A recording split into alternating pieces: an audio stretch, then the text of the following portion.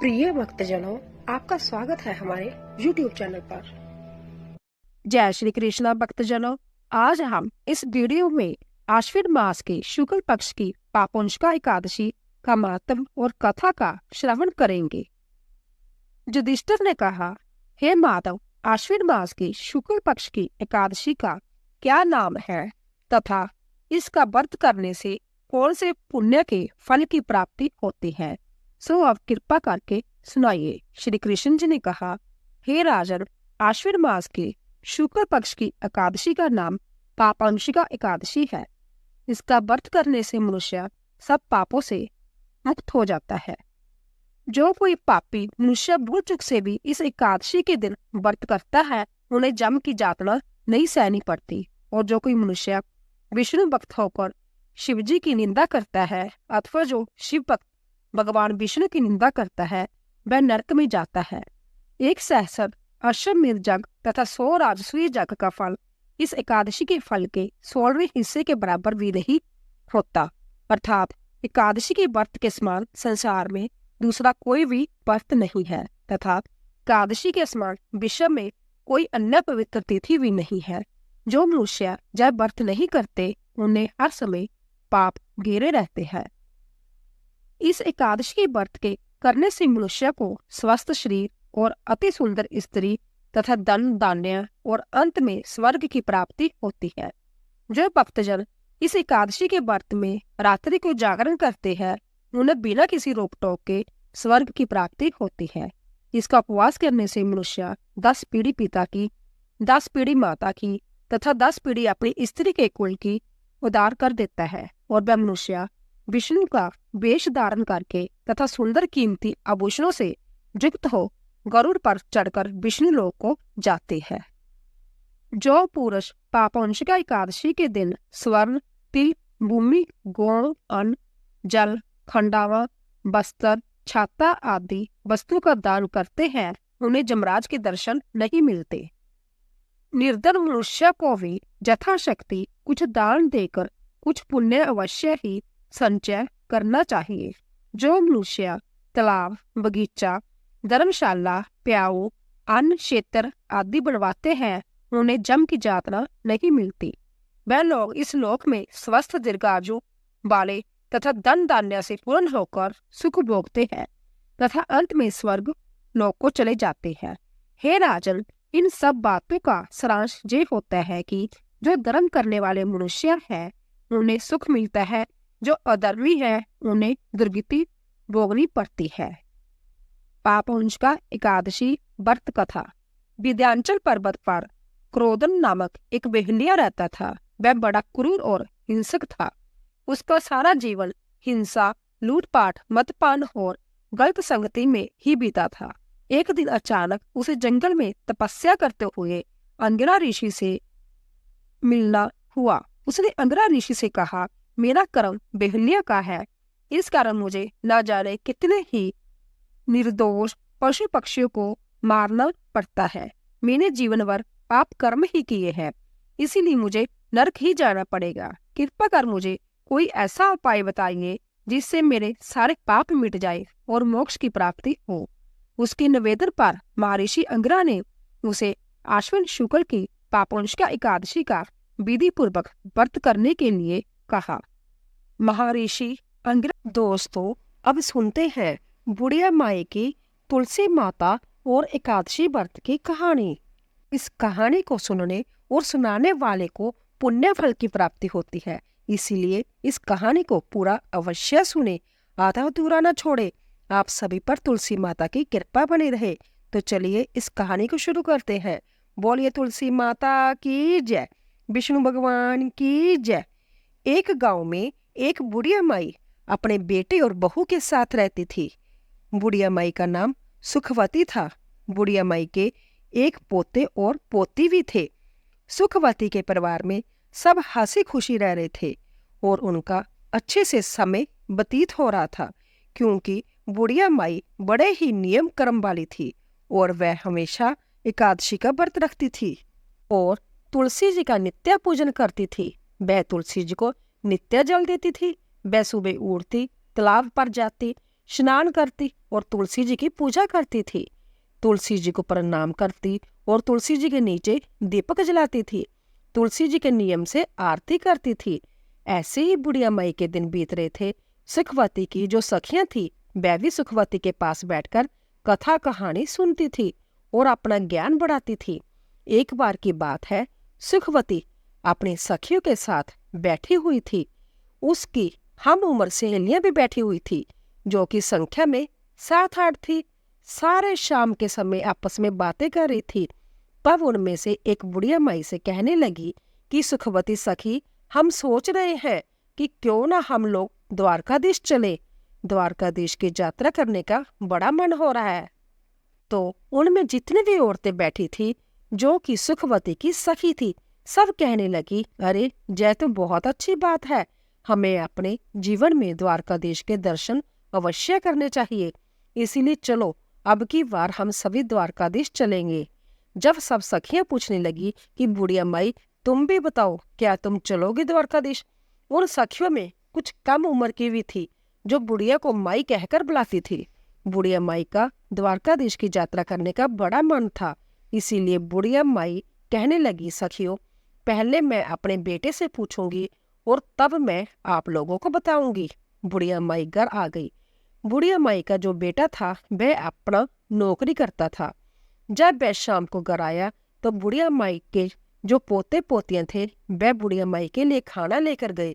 तो बुढ़िया माई ने खाना खाने से इनकार कर दिया और कह दिया, आज मेरा मन नहीं है। उधर जब बुढ़िया माई का बेटा खाने खाने लगा तो उसने अपनी पत्नी से पूछा कि क्या मेरी माँ ने खाना खा लिया?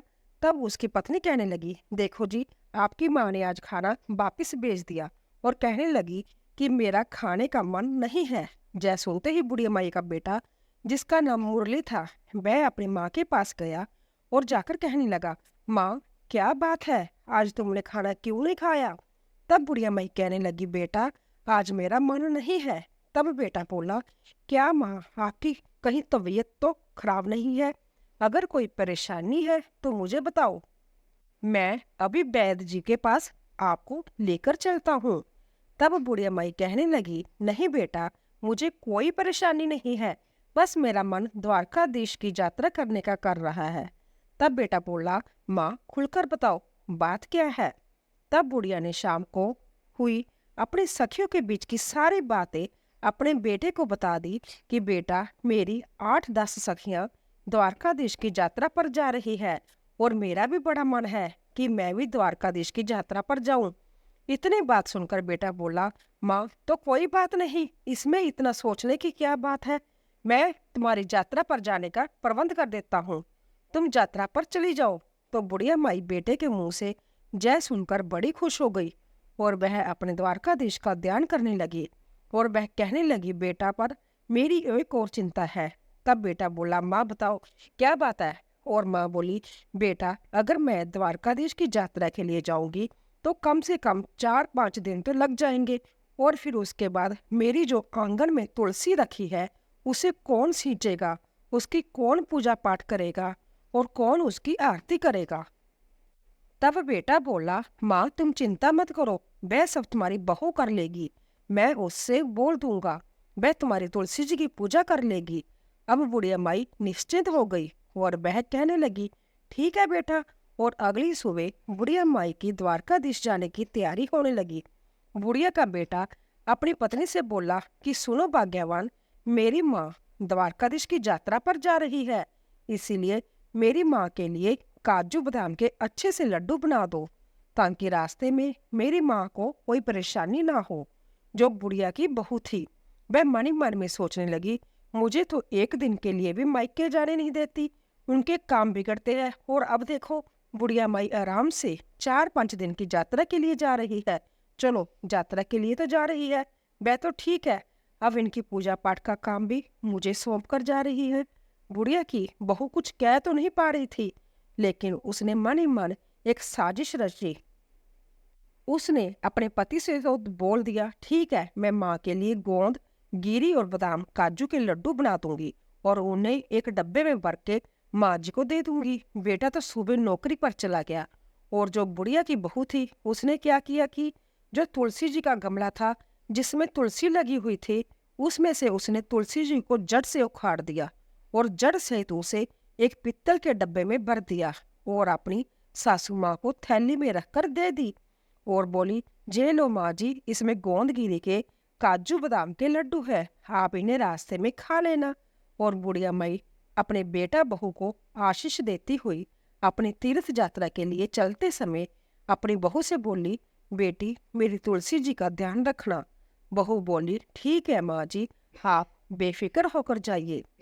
अब बुढ़िया माई ने तो आशीर्वादों की जड़ी लगा दी। वह कहने लगी, बहू ने तो मुझे काजू बादाम के लड्डू बना कर दिए हैं।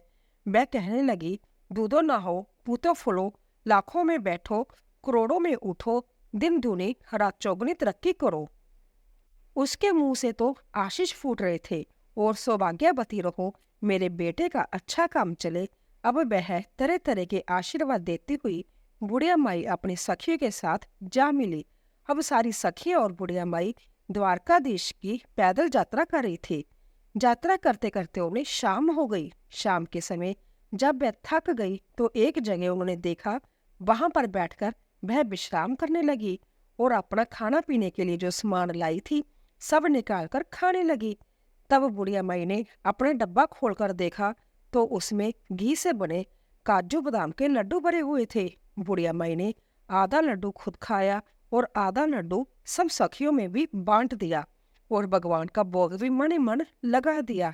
अब सब सखियां कहने लगी, अरे सुखिया, क्योंकि उसका नाम सुखवती था तो सब सुखियां भी कहती थी, अरे तुम्हारी बहू तो बड़ी अच्छी है, देखो तुम्हारी बहू तुम्हारा कितना ख्याल रखती है, तुम्हारी बहू ने तुम्हारे लिए घी के लड्डू बना कर दिए हैं। और तुलसी माता को याद कर रही थी। चलते चलते अब वह सारी सखियां द्वारकाधीश पहुंच गई। तो जब वहां पहुंची तो शाम का समय हो रहा था। शाम का समय था तो वहां पर बहुत लंबी भीड़ लगी हुई थी, लंबी लाइन लगी हुई थी। द्वारकाधीश के दर्शन करने के लिए तो बुढ़िया माई मन ही मन सोचने लगी, आंख बंद करके ही, प्रभु जी इतनी लंबी भीड़ है, अगर मुझे आपके दर्शन नहीं हुए और पट बंद हो गए तो मेरा आना तो जहां बेकार हो जाएगा। तभी बुढ़िया माई द्वारकाधीश से मन ही मन अपनी प्रार्थना कर रही थी कि हे प्रभु, एक बार जीवन में मुझे दर्शन दे दो, मैं बड़ी दूर से आपके दर्शन के लिए पैदल चलकर आई हूँ। हे प्रभु, आपके दर्शन की प्यासी हूँ। अब बुढ़िया माई की आंख खुली तो देखा उसने एकदम से चमत्कार हो गया। वह तो लाइन में सबसे आगे खड़ी थी और द्वारकाधीश जी सामने थे। बुढ़िया माई की तो हैरानी का ठिकाना ही ना रहा, कहाँ तो वह सबसे पीछे थी और कहाँ वह लाइन में सबसे आगे आ गई। पंडित जी सबका प्रसाद चढ़ा रहे थे। मैंने अपना डब्बा खोलकर देखा तो उसमें एक लड्डू और एक तुलसी जी की पत्ती रखी हुई थी। अब बुढ़िया माई वही लड्डू और तुलसी जी की पत्ती द्वारकाधीश को चढ़ाने के लिए, जानी भोग लगाने के लिए पुजारी जी को थमा देती है। फिर मन ही मन बुढ़िया माई सोचने लगी, हे प्रभु, यहाँ तो एक से एक अमीर सेठ आए हुए हैं, महंगी से महंगी मिठाइयाँ लाए हुए हैं, लेकिन मेरी मिठाई का कहाँ नंबर आएगा जो द्वारकाधीश मेरी मिठाई का भोग लगाएंगे। मन में भगवान को याद कर रही थी, हे प्रभु, मेरे भी लड्डू का भोग लगाओ और मुझे निहाल करो। बुढ़िया माँ ने आंखें खोली तो उसकी आंखें आश्चर्य में फैल गई। जय द्वारकाधीश के हाथ में जो लड्डू था, जय वही लड्डू था जो बुढ़िया माई ने भोग लगाने के लिए दिया था, और वही तुलसी की पत्ती थी जो ठाकुर जी के हाथ में थी। अब तो वो बुढ़िया माई बड़ी प्रसन्न हुई। वह तो गदगद हो गई कि प्रभु ने मेरा भोग स्वीकार कर लिया। तभी जो द्वारकाधीश जी के पुजारी थे वह सबको प्रसाद दे रहे थे, तो उसने बुढ़िया माई को भी प्रसाद दिया। बुढ़िया माई ने वह प्रसाद अपने पल्लू में बांध लिया और हाथ जोड़ दिए। फिर वो प्रसाद को लेकर सोचने लगी, यह प्रसाद मैं घर लेकर जाऊंगी, अपने बहू बेटे और पोते पोतियों के साथ मिलकर इसका भोग लगाऊंगी और सब ग्रहण करेंगे, क्योंकि यह द्वारकाधीश का आशीर्वाद है। यह सोचकर उसने उस पित्तल के डब्बे में जो भोग था, जो पुजारी जी ने प्रसाद में दिया था, उस प्रसाद को बुढ़िया माई ने रख लिया और बाहर आ गई। बाहर आई तो काफी देर तक अपनी सखियों का इंतजार करने लगी। जो काफी देर बाद उसकी सखी आई तो कहने लगी, अरे बड़ी घबराहट हो रही है, बड़ी भीड़ थी, हमें तो सही से दर्शन भी नहीं हुए। द्वारकाधीश जी के इतना चलकर आए थे, इतनी धक्का मुक्की है, लेकिन वहां हमें दर्शन नहीं हुए। कोई कहती, अरे मुझे तो थोड़े थोड़े से दर्शन हुए हैं, बड़ी भीड़ है। सब अपनी परेशानियां गिना रही थी और बुढ़िया माई मन ही मन मुस्कुरा रही थी। वह कहने लगी कि मुझे तो द्वारकाधीश के बहुत अच्छे से दर्शन हुए हैं और मेरा तो भगवान ने प्रसाद भी ग्रहण किया है। इस तरीके से अब सारी सखियां अपने द्वारकाधीश की यात्रा करके अपने गांव के लिए वापस जल्दी घर पहुंचने पर बुढ़िया माई ने अपने बेटे बहू को आवाज लगाई। बेटा अंदर से आया और माँ के पैर छुए।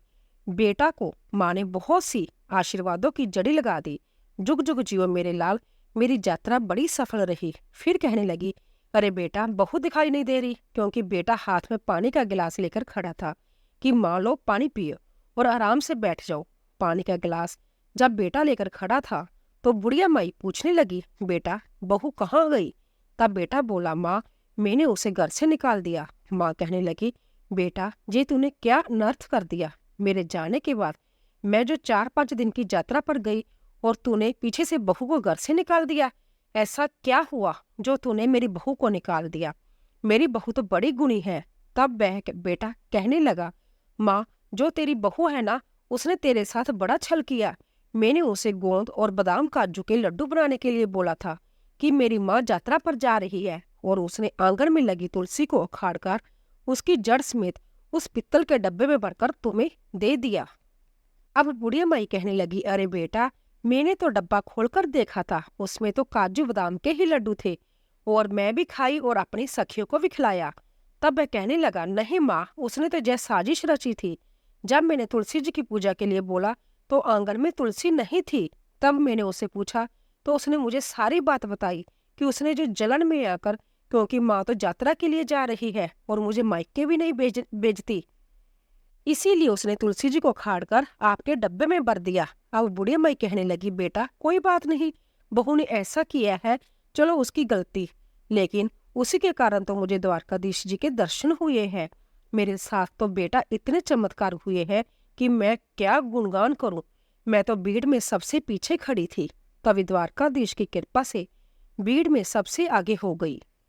और तो और बेटा, मेरे जो डब्बे में एक तुलसी जी का पत्ता और एक लड्डू था, शायद तुलसी माता की कृपा से ही वह तुलसी जो लड्डू में बदल गई थी और एक पत्ता मेरे लिए इसी छोड़ दिया गया था कि मैं भगवान का भोग लगाऊं, क्योंकि द्वारकाधीश को, ठाकुर जी को तो बिना तुलसी के पत्ते का भोग लगाया ही नहीं जाता।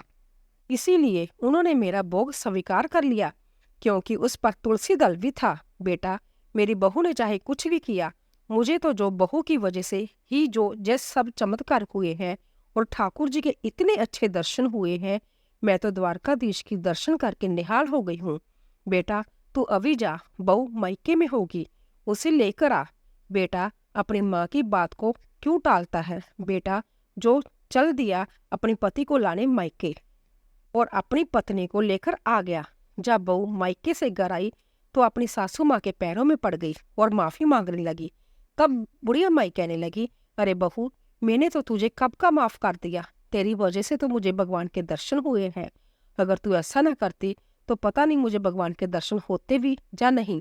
मैंने तुझे माफ कर दिया है, लेकिन हाँ, अगर तुझे माफी मांगनी है तो एकादशी माता और तुलसी माता से मांगो।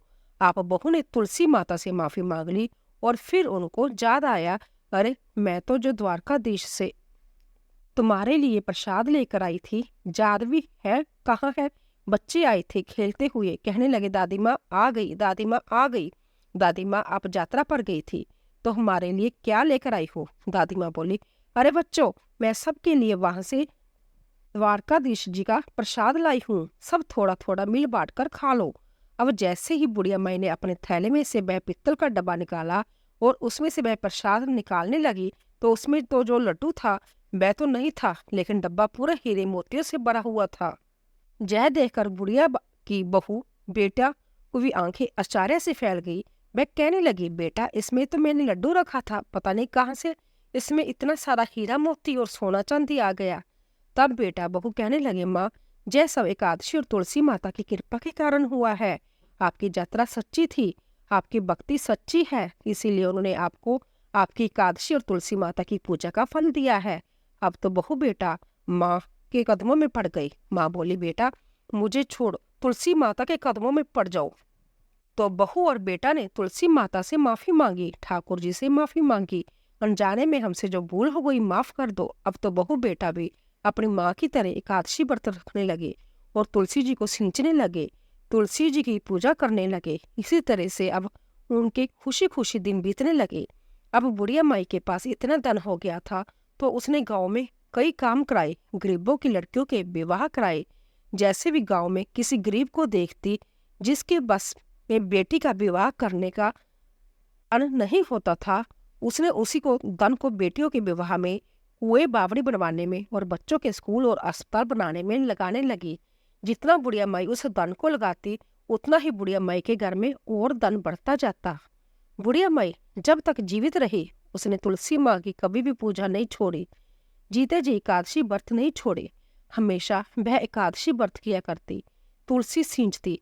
बुढ़िया माई बचपन से ही तुलसी जी की पूजा करती आई थी और मरने के बाद भी तुलसी माता और एकादशी की माता की कृपा से बुढ़िया माई को मोक्ष की प्राप्ति हुई।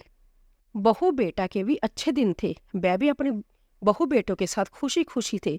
उनके बच्चों के विवाह हो गए और उनके साथ सुखी जीवन बिताने लगे। हे तुलसी माता, हे एकादशी माता, हे विष्णु भगवान, जैसे आपने जो बुढ़िया माई पर कृपा करी वैसे ही जो जय कहानी सुन रहे हो और जय जय कहानी कह रहे हो उन पर भी अपनी कृपा बनाए रखना। बोलो तुलसी माता की जय, बोलो एकादशी माता की जय, बोलिए विष्णु भगवान की जय। दोस्तों, आपको यह कहानी कैसे लगी कृपया कमेंट बॉक्स में जरूर बताइए। अगर आपको वीडियो पसंद आया हो तो जाने से पहले लाइक कीजिए, सब्सक्राइब कीजिए और ज़्यादा से ज़्यादा शेयर कीजिए। आप सभी का धन्यवाद।